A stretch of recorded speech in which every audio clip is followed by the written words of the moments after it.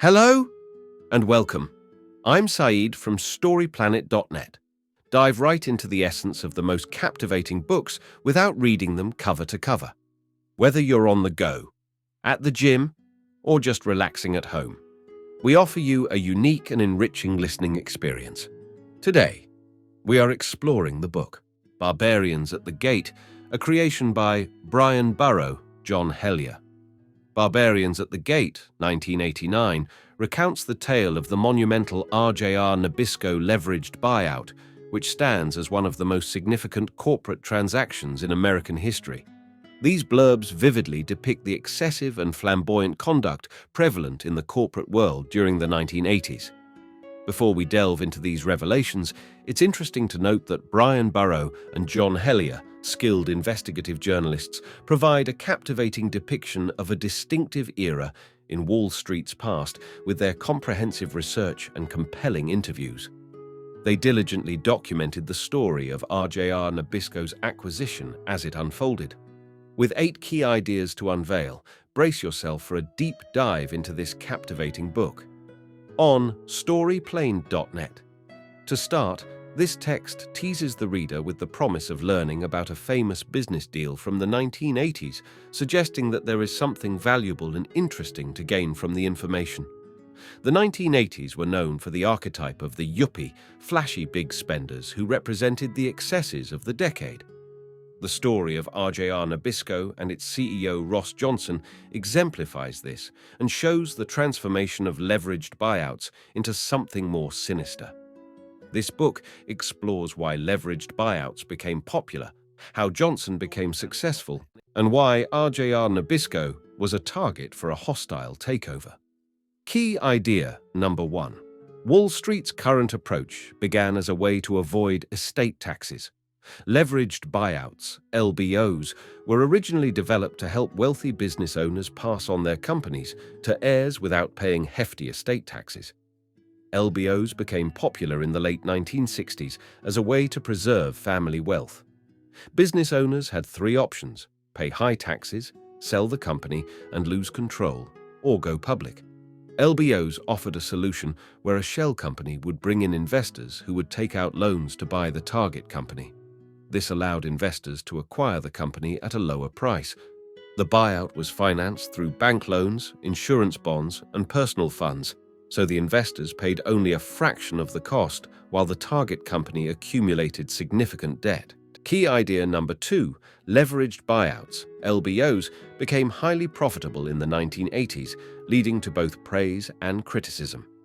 In the 1980s, leveraged buyouts, LBOs, became popular due to 2 main factors: tax deductions for interest payments and the availability of junk bonds.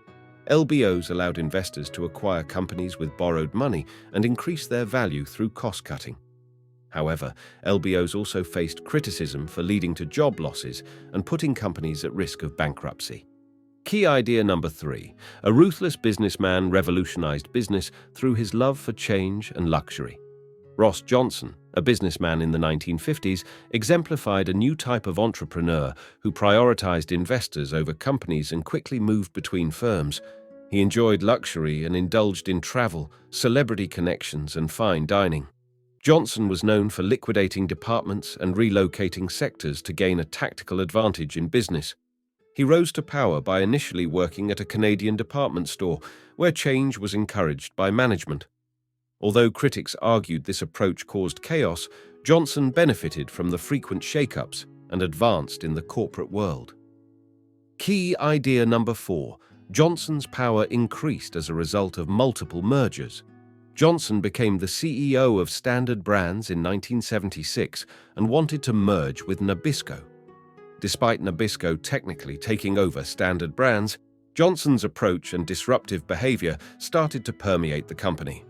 After merging with RJR Reynolds, the clash between northern US-based Nabisco and southern-based RJR became evident due to their contrasting values and behaviors. Key idea number 5. A young Wall Street upstart revolutionized LBOs. Ross Johnson was known for shaking up businesses, but he faced competition from Henry Cravers, a Wall Street banker making millions through LBOs. Kravis had a unique approach that took longer to seal deals, which clashed with his bosses at Bear Stearns. Kravis left the firm and formed KKR with Jerry Kohlberg. They transformed LBOs into a powerful tool for takeovers. The cousins focused on cutting huge deals and formed a massive investment fund to show their power, raising $5.6 billion. Key idea number 6. Ross Johnson's involvement in the LBO game led to calamity due to his greed. The Kravis cousins were experts in LBOs, but Johnson wanted to get involved despite not needing to. He couldn't attract serious players, so he went with an outside firm, Shearson, who agreed to unfavorable terms. This compromised the austerity measures needed for a successful LBO. In addition, lack of experience and leaks of information led to disastrous consequences for Johnson's deal. Key idea number 7. Johnson made a low offer, which prompted other bidders to join the competition. Johnson's LBO bid for RJR Nabisco was destined to fail from the beginning. His offer of $75 a share was higher than the company had ever sold for, totaling $17.6 billion. The board, not liking Johnson's management style, sought other offers and received higher bids from KKR and First Boston. Shearson, Johnson's company, increased their bid to $100 a share to outbid KKR, but First Boston's offer of $118 a share prompted another round of bidding. Eventually, it came down to a tie between KKR and Shearson, and the board had to decide between the two. Key idea number 8. The LBO deal marked the end of Ross Johnson's time at Nabisco, but it did not signify the end of his career. Ross Johnson, a member of a gang, led a privileged life but didn't care about others. When the board considered a leveraged buyout, LBO, they disliked his indifference and the negative publicity from a New York Times article. The special committee chose KKR, promising to prioritize the company and employees, and Johnson was ousted. KKR aimed to bring order to the company without dismantling it. Despite the LBO not being as successful as anticipated, KKR wasn't broken. Ross Johnson's legacy is corporate greed, but he enjoyed his time and had a successful career in the 1980s. He entered semi-retirement, formed a consulting firm, and gave advice for fun. In conclusion, leveraged buyouts started as a way for wealthy business owners to avoid estate taxes, but turned into a tool for hostile takeovers. The story is filled with strong personalities and strategies that determine success or failure. Thank you for listening to this summary. If you enjoyed this exploration, we invite you to discover other fascinating books on storyplanet.net. Don't wait any longer. A multitude of books, stories, and knowledge await you there. See you soon on storyplanet.net.